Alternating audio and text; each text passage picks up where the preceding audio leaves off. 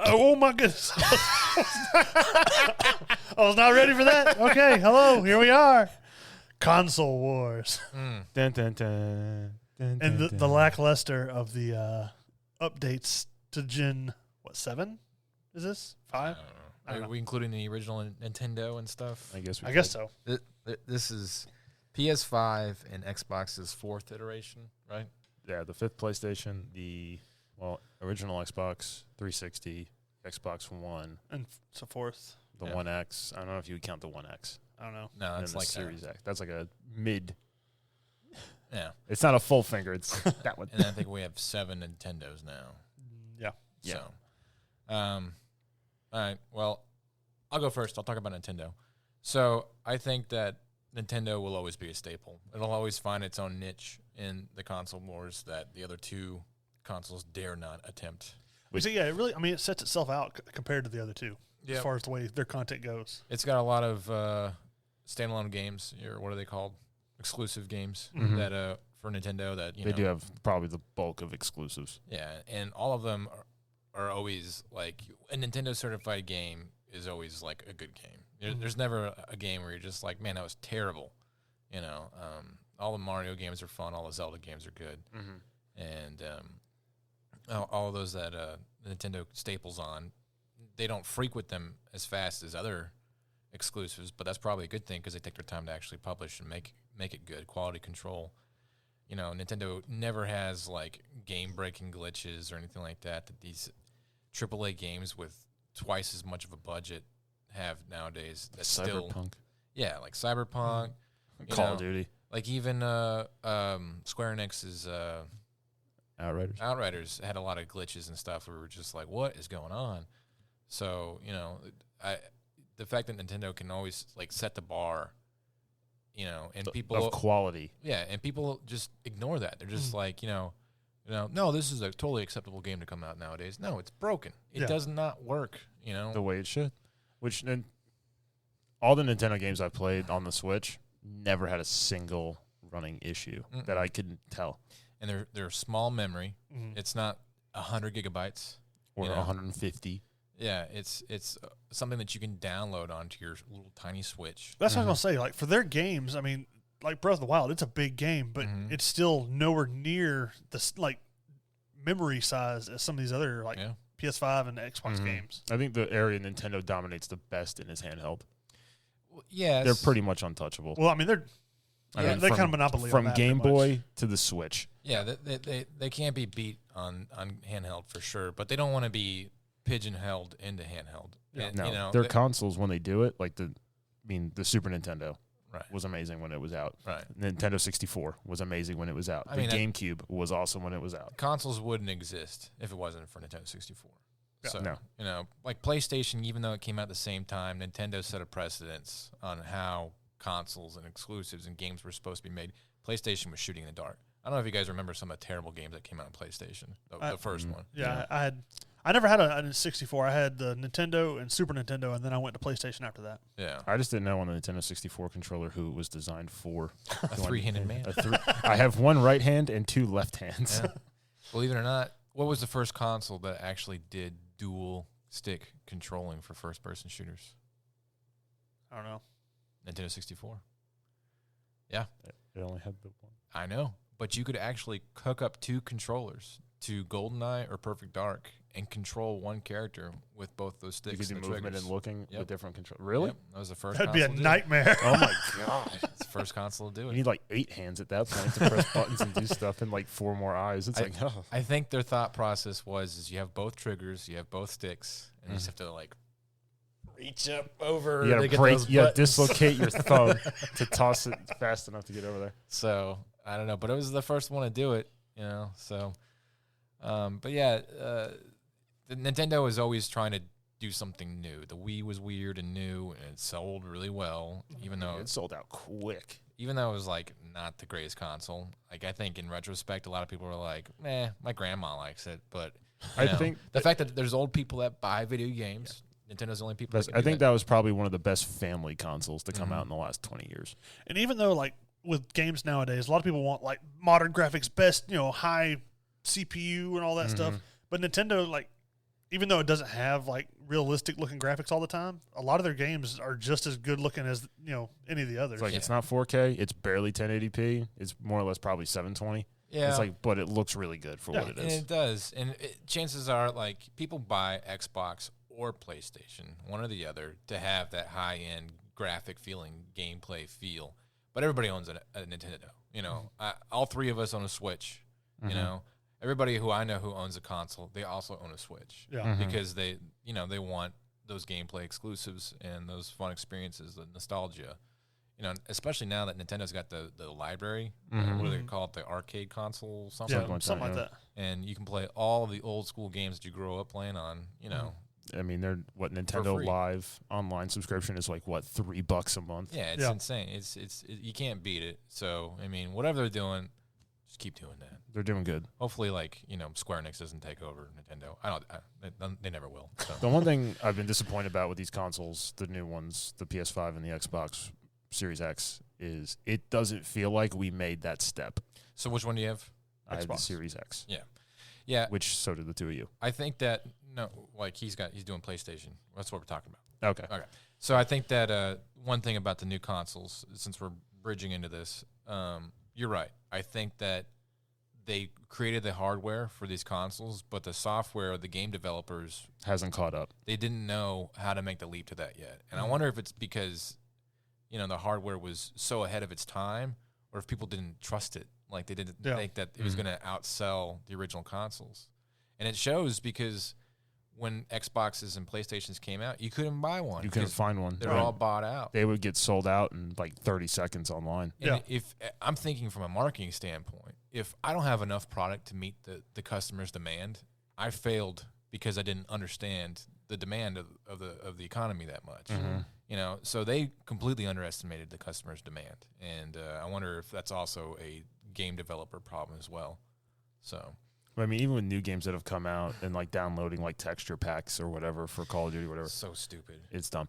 But it doesn't seem like any of the games that are out now are maxing out what the console can do. Oh no, yeah, not even close. I don't feel like. I mean, it looks good, but I was expecting better. I mean, and they led you to believe with their marketing that this was like, this time it's going to look like reality. So I could see like some faster frames per second, but not like, anything that couldn't be done on the old Xbox. Well, like 5 years ago, we thought that 4K and graphics are the most important thing for video games.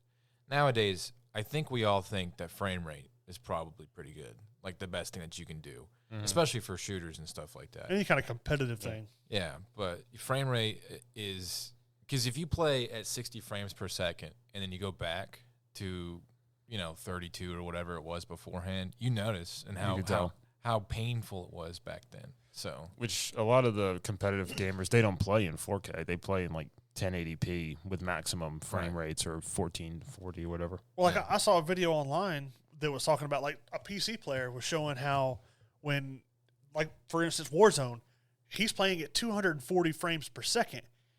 From what an Xbox sees, the guy hasn't even come around the corner, and from what he sees, the guy's already fully out in the open.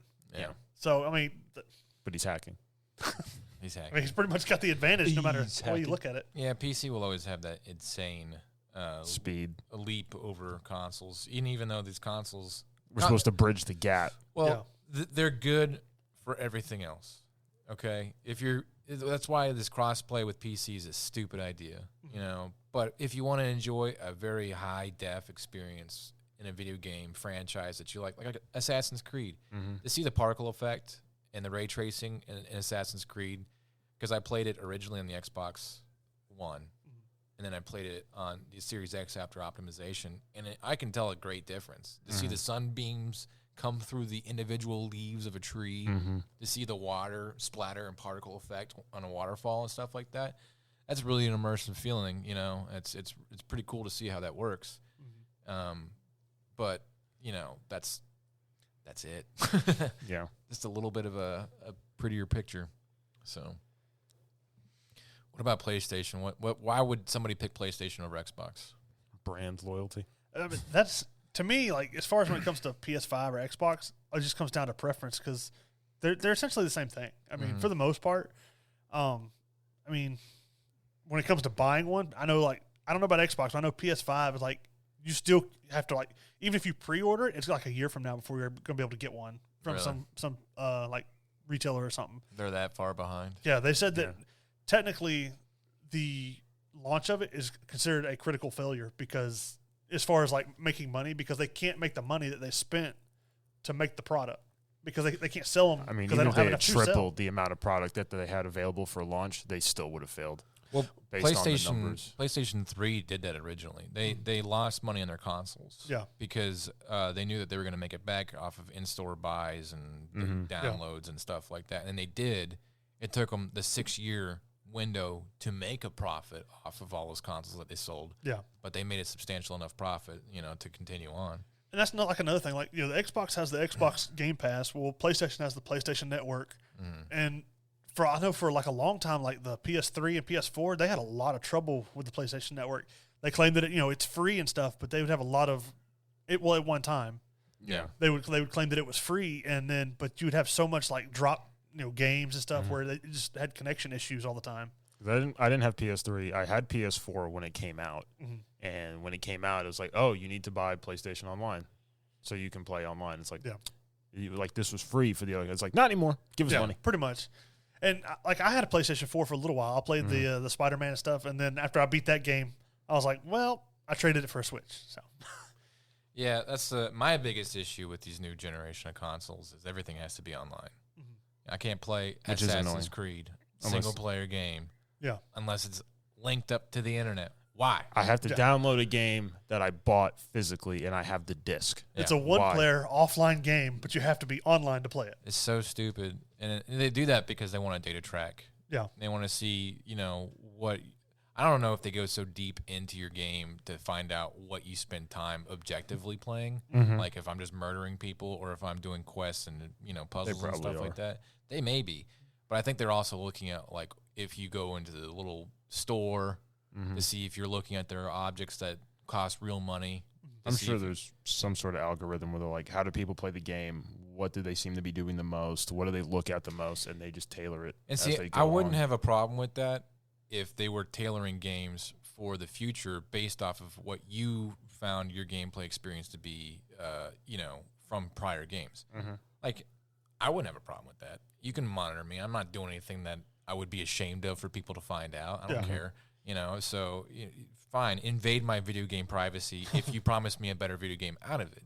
But if you're trying to find a way to sell me more crap based off of the way that I'm playing a video game, then go screw yourself. So I feel like PlayStation for the longest time had probably once PlayStation started competing with Nintendo and Xbox, it had like one of the biggest game libraries for the most part. Yeah, once PS2 hit, that's where they surged ahead. Yeah. Because I had a PS2, and anything you could think of, they would have a game, even if it was some menial drive, like Taxi Driver or whatever. It's just all sorts of stuff. And then the Xbox 360 came out. Yeah, and that shifted the pendulum, especially when they started having the online access. Because did PlayStation 2 have online? Yeah, it did. I don't remember. So did the original Xbox. Okay, see, I knew the original Xbox had like the landline stuff that you could do. Yeah, it had. For Halo 2 launched the Xbox Live service. Okay. Halo 1 didn't have it, I don't think. Not originally. No, I don't think so. Okay. But Halo 2 was like the big thing. That's why Halo 2 was such a, monumental game because you could kill your friends across the world. Yeah, because I never played an online game until the 360 came out. So that's probably most people's first experience was the Xbox 360 because the Xbox 360 was cheaper than the PlayStation 3. And I think the Xbox 360 came out before PlayStation 3. Yeah.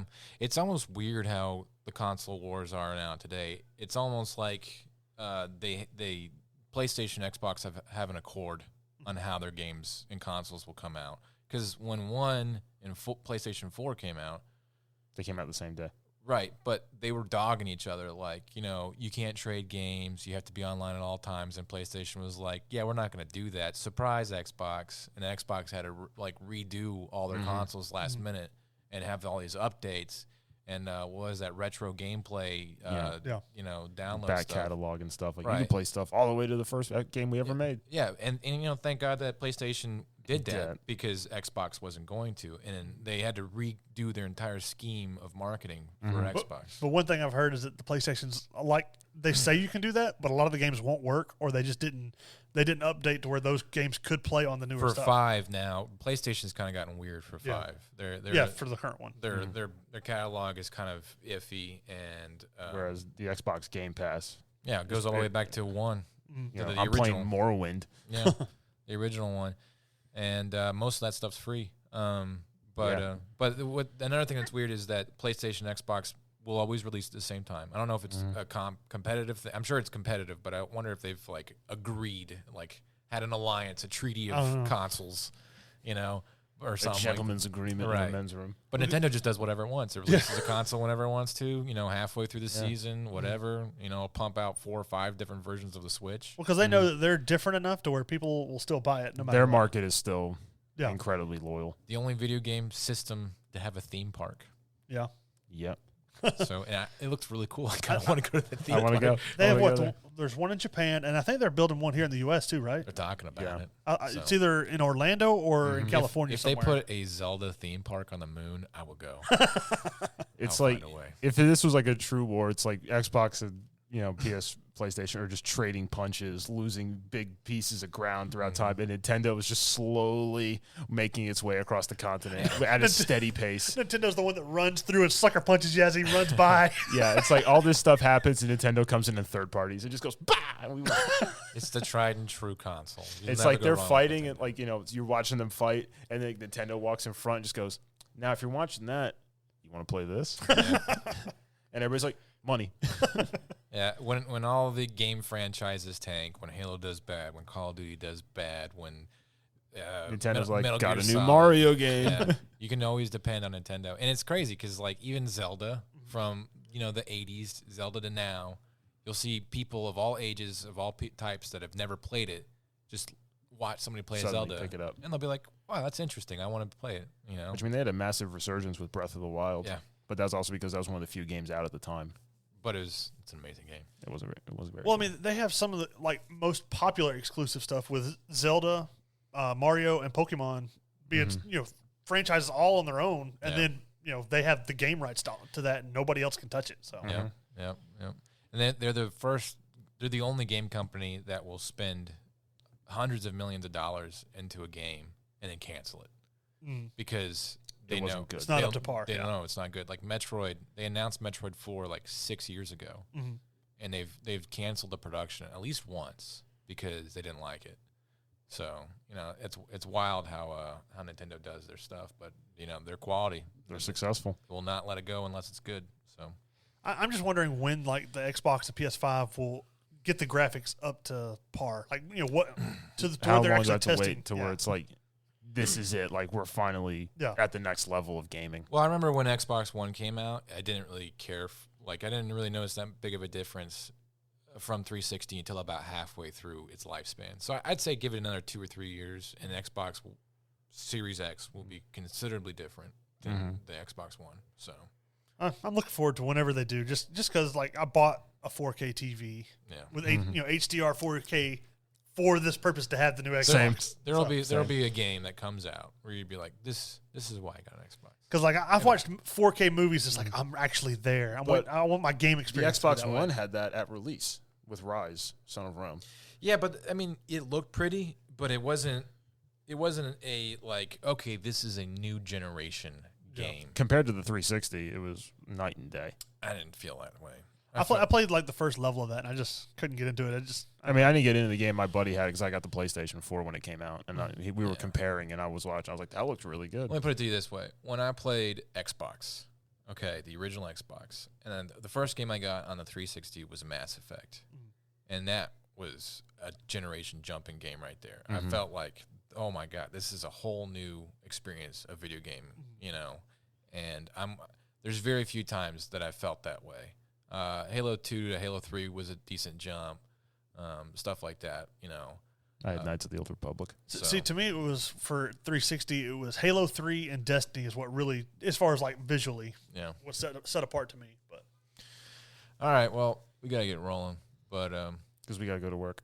If you agree or disagree with our comments, let us know. Paid listeners, you know, we only value your opinion. Everybody else is just trash. We will listen to. We just pretend like we like everybody else. That's right. Yeah. So vaguely pretend. But please let us know. And since you do pay for our input, tell us what you want us to talk about, and we'll take your under consideration first. Yeah. Thanks. Bye. Bye.